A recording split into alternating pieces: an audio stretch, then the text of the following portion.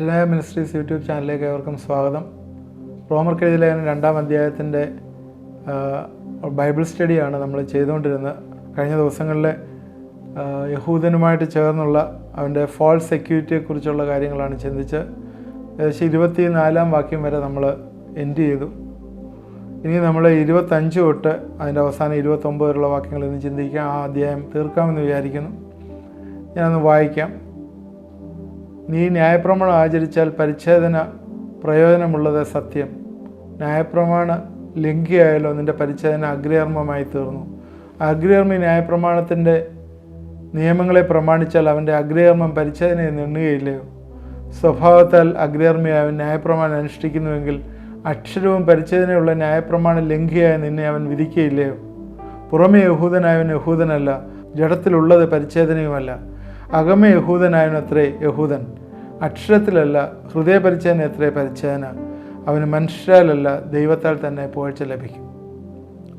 ദൈവം അനുവദിക്കുകയാണെങ്കിൽ ഇന്നത് നമുക്ക് കംപ്ലീറ്റ് ചെയ്യാം എന്ന് വിചാരിക്കുന്നു.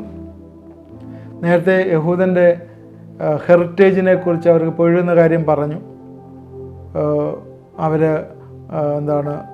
ഒത്തിരി കാര്യങ്ങൾ അവർക്കുണ്ടല്ലോ. അവർ അബ്രഹാമിൻ്റെ മക്കളെന്ന് പറഞ്ഞു. അതുപോലെ അവർക്ക് ന്യായപ്രമാണം ലഭിച്ചു എന്ന് പറഞ്ഞു. അവർക്ക് ഓൾഡ് ടെസ്റ്റ്മെൻറ്റ് അവർക്ക് അവരുടെ അറിവായിരുന്നു. അവർക്ക് നോളജ് ഉണ്ടായിരുന്നു. പക്ഷേ അനുസരിച്ചില്ലെങ്കിലും കുഴപ്പമില്ല എന്ന് അവർ ചിന്തിച്ചു. അതുപോലെ തന്നെ അവരുടെ ആചാരങ്ങളെക്കുറിച്ച് ഒരു കാര്യമാണ് ഇന്ന് പൗലോസ് ഈ എഴുതുന്നത്. 25 തൊട്ട് നീ ന്യായപ്രമാണം ആചരിച്ചാൽ പരിച്ഛേദന പ്രയോജനമുള്ളത് സത്യം. ഇവിടെ പരിച്ഛേദനയെക്കുറിച്ചാണ് പറയുന്നത്. ഈ പരിച്ഛേദന എന്ന് പറയുന്നത് ശരിക്കും പറഞ്ഞാൽ ദൈവത്തിൻ്റെ ഒരു കമാൻഡായിരുന്നു അന്ന്. അത് എല്ലാവരും ചെയ്യണം എന്നുള്ള ഒരു കാര്യം എന്ന് വെച്ചാൽ ദൈവമായിട്ട് സെപ്പറേറ്റ് ചെയ്ത് നിർത്തുന്നതിൻ്റെ ഒരു തെളിവായിരുന്നു അത്. യഹോവ അബ്രഹാമിനെ തന്നെ വിളിച്ചിട്ട് അബ്രഹാമിന് ഇത് കൊടുക്കുകയായിരുന്നു. നേരത്തെ നമുക്കറിയാം, അതിന് മുമ്പ് ലോകം മുഴുവൻ അതിക്രമം വർദ്ധിച്ചപ്പോൾ ജലപ്രളയം കൊണ്ടുവന്നു. ജലപ്രളയം കൊണ്ടുവന്നിട്ട് ജനങ്ങളെല്ലാം കൊന്നിട്ട് അവസാനം ഒരു ചെറിയ കൂട്ടം മാത്രമേ വന്നുള്ളൂ. എന്നാൽ ഇവിടെ ദൈവം അബ്രഹാമിനെ തിരഞ്ഞെടുക്കുകയാണ് കാണുന്നത്. ഇവിടെ അബ്രഹാമിനെ ദൈവം തിരഞ്ഞെടുത്തു. എന്തിനാണ് അബ്രഹാമിനെ തിരഞ്ഞെടുത്തത്? ഉൽപ്പത്തി പുസ്തകം 18:19 യഹോവ അബ്രഹാമിനെ കുറിച്ച് അരുളി ചെയ്ത് അവനെ നിവർത്തിച്ചു കൊടുപ്പാൻ തക്കവണ്ണം അബ്രഹാം തൻ്റെ മക്കളോടും തൻ്റെ പിൻപുള്ള കുടുംബത്തോടും നീതിയും ന്യായവും പ്രവർത്തിച്ചുകൊണ്ട് യഹോവയുടെ വഴിയിൽ നടപ്പാൻ കൽപ്പിക്കേണ്ടതിന് ഞാൻ അവനെ തിരഞ്ഞെടുത്തിരിക്കുന്നു. അതായത് ദൈവത്തിൻ്റെ വഴിയിൽ, ഇത് നേരത്തെ സംസാരിച്ച ദൈവത്തിൻ്റെ വഴിയിൽ ജീവിക്കാനായിട്ടൊരു ഒരു ജനത്തെ തിരഞ്ഞെടുക്കുകയാണ്. അതിനുവേണ്ടി അബ്രഹാമിനെ ലീഡറായിട്ട് കൊണ്ടുവരികയാണ്. 9-ാം അധ്യായത്തിൽ അബ്രഹാമിലൂടെ പറയുന്നു, ബി ഫ്രൂട്ട്ഫുൾ ആൻഡ് മൾട്ടിപ്ലൈ. ദൈവം അബ്രഹാമുമായിട്ട് ഒരു ഉടമ്പടി ചെയ്യുകയാണ്. അത് കാണുന്നത് ഉൽപ്പത്തി പുസ്തകം 17-ാം അധ്യായത്തിൻ്റെ 9 മുതൽ 12 വരെയുള്ള വാക്യങ്ങൾ. ദൈവം പിന്നെയും അബ്രഹാമിനോട് അരുളി ചെയ്ത്, നീയും നിൻ്റെ ശേഷവും തലമുറയായി നിൻ്റെ സന്തതിയും എൻ്റെ നിയമം പ്രമാണിക്കണം.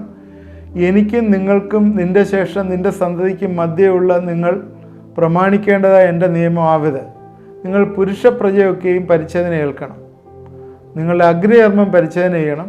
അത് എനിക്കും നിങ്ങൾക്കും മധ്യയുള്ള നിയമത്തിൻ്റെ അടയാളമാകും. തലമുറയായ നിങ്ങൾ പുരുഷ പ്രജയൊക്കെയും 8 ദിവസം പ്രായമാകുമ്പോൾ പരിച്ഛേദന ഏൽക്കണം. അപ്പോൾ പരിച്ഛേദന ഏൽക്കേണ്ട ഒരു കാര്യം ദൈവത്തിന് വേണ്ടി സെപ്പറേറ്റ് ചെയ്തിരിക്കുന്ന ഒരു കാര്യമാണ്. ദൈവം അത് ആഗ്രഹിക്കുന്നു.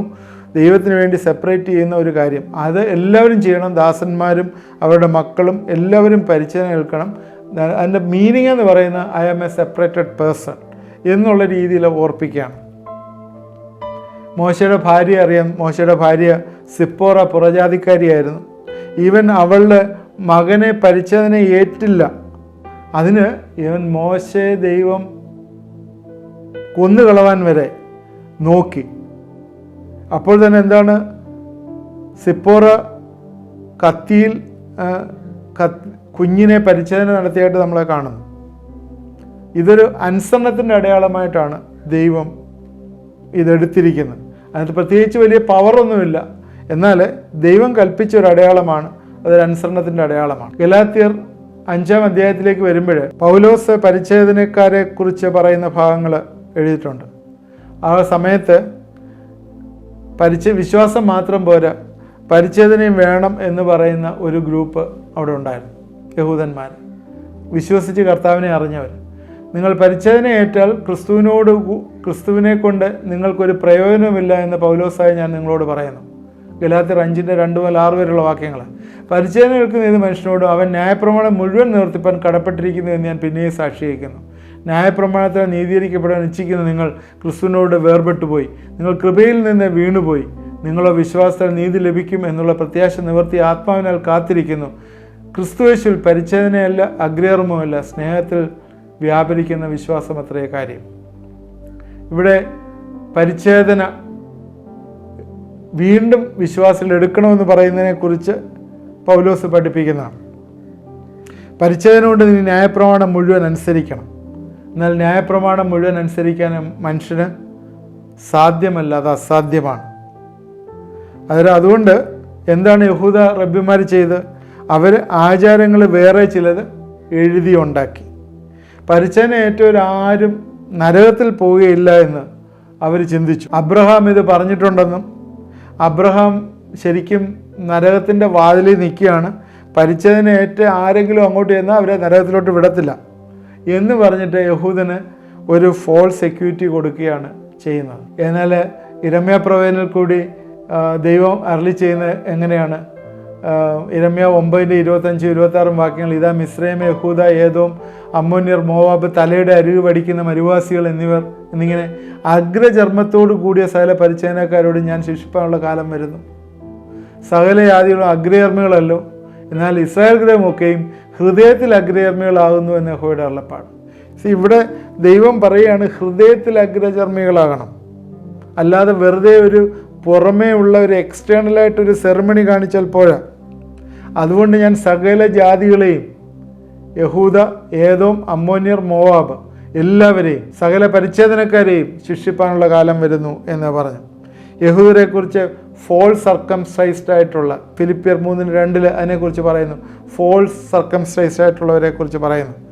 പുറമേ 2:28 നമ്മൾ വായിച്ച പുറമേ യഹൂദനായവൻ യഹൂദനല്ല.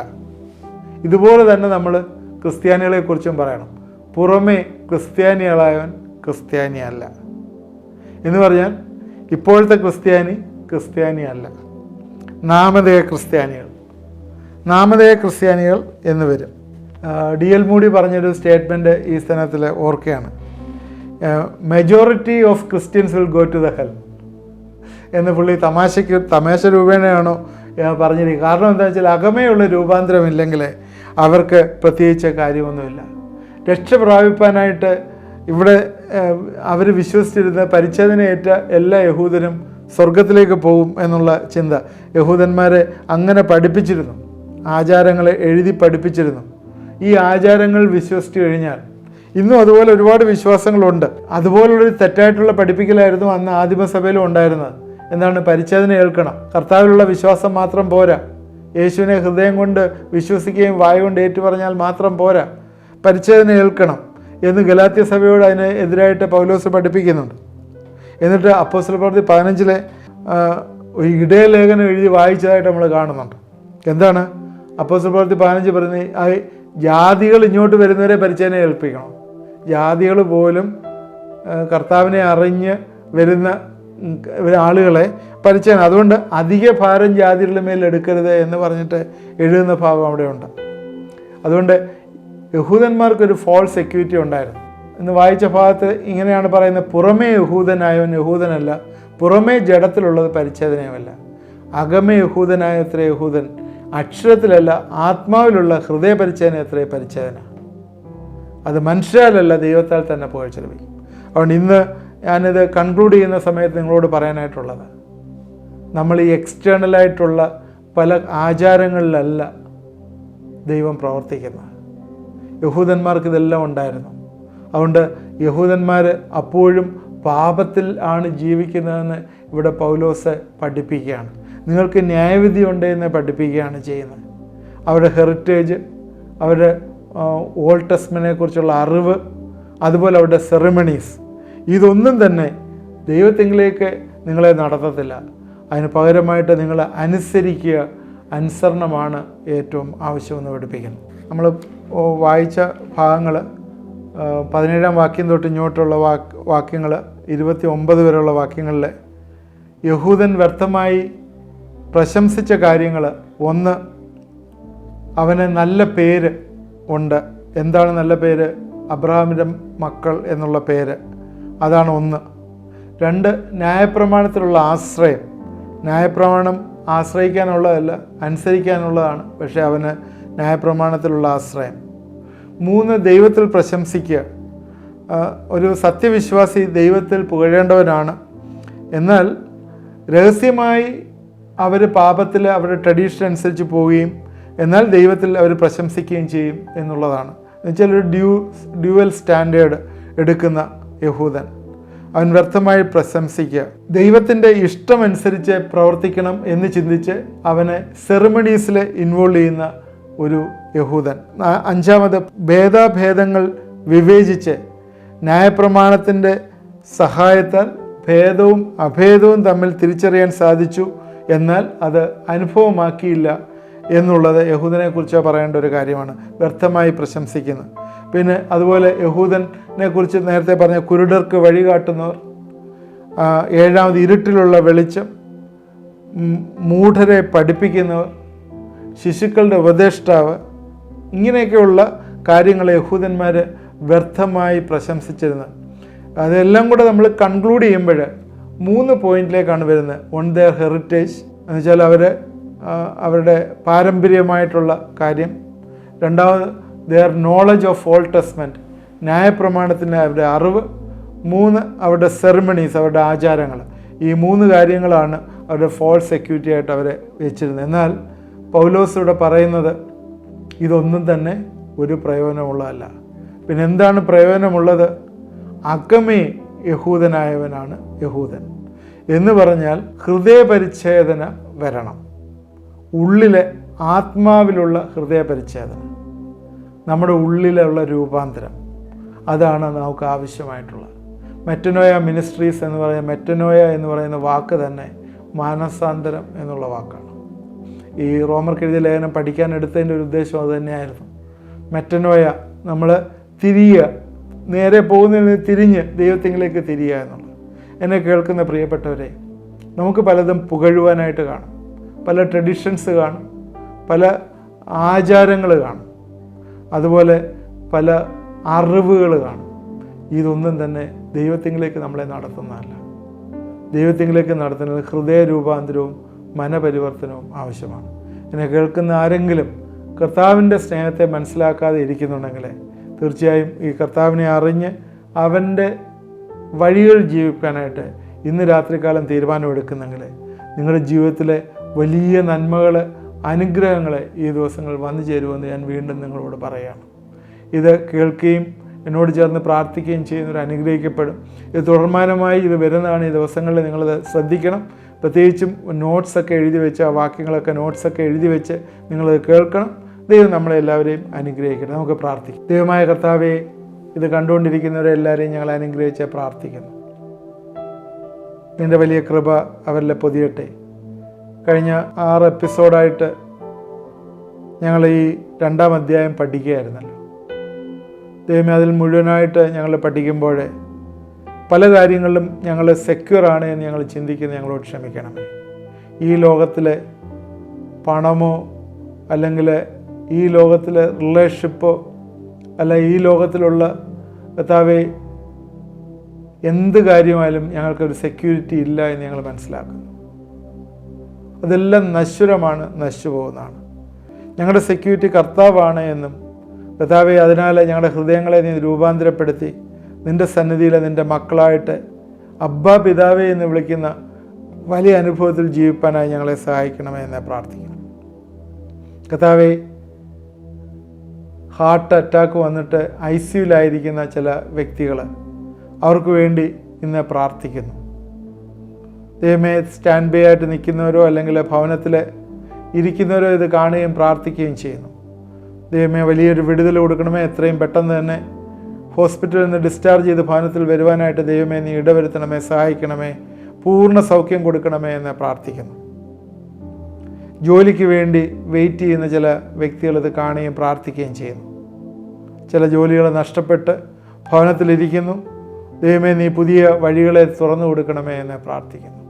കർത്താവേ, ഈ ദിവസങ്ങളിലെ വലിയ വിടുതലുകൾ ആ രീതിയിൽ കൊടുക്കണമേ, വരുമാന മാർഗത്തെ നീ വർദ്ധിപ്പിച്ചു കൊടുക്കണമേ എന്ന് പ്രാർത്ഥിക്കുന്നു. അതുപോലെ കടഭാരത്തിൽ പ്രയാസപ്പെടുന്ന ചില വ്യക്തികളെ നിങ്ങളുടെ കൈ ആ സ്ക്രീനിലോട്ട് നീട്ടിക്കൊണ്ട് ഒന്ന് പ്രാർത്ഥിക്കുമ്പോൾ ദൈവം നിങ്ങളെ വിടുവിക്കും. കടഭാരത്തിൽ നിന്ന് ദൈവം വിടുവിക്കും. EMI പോലും അടയ്ക്കാനായിട്ട് ബുദ്ധിമുട്ടുന്ന ചില വ്യക്തികൾ യേശുവിൻ്റെ നാമത്തിൽ നിങ്ങൾക്ക് വലിയ റിലീസ് എന്ന് വന്നു ചേരട്ടെ എന്ന് പ്രാർത്ഥിക്കുന്നു. ഏത് വഴികളിൽ നിന്ന് അറിയത്തില്ല, ദൈവം അതിനുള്ള വഴികളെ ഒരുക്കിത്തരും. ദൈവമേ, നീ സഹായിക്കണമേ. വിശ്വാസത്തോടെ ഏറ്റെടുത്ത് പ്രാർത്ഥിക്കുന്നുണ്ടെങ്കിൽ നിൻ്റെ കൃപ അവരോട് കൂടെ ഇരുന്ന് നീ സഹായിക്കുകയും വഴി നടത്തുകയും ചെയ്യണം. എന്ന് പ്രാർത്ഥിച്ച എല്ലാവരെയും നീ അനുഗ്രഹിക്കുക. എന്നോട് ചേർന്ന് പ്രാർത്ഥിച്ചവർക്ക് വലിയ വിടുതലുകൾ ഈ ദിവസങ്ങൾ കൊടുക്കണമേ എന്ന് പ്രാർത്ഥിക്കുന്നു. പിതാവിൻ്റെയും പുത്രൻ്റെയും പരിശുദ്ധാത്മാവിൻ്റെയും നാമത്തിൽ ഞങ്ങൾ അനുഗ്രഹിച്ച് പ്രാർത്ഥിക്കുന്നു. പ്രാർത്ഥന കേട്ടോർത്ത് സ്തോത്രം, അനുഗ്രഹിക്കാൻ സ്തോത്രം. യേശുക്രിസ്തുവിൻ്റെ നാമത്തിൽ പ്രാർത്ഥിക്കുന്നു, കേൾക്കുമാറാകണമേ. ആമേൻ.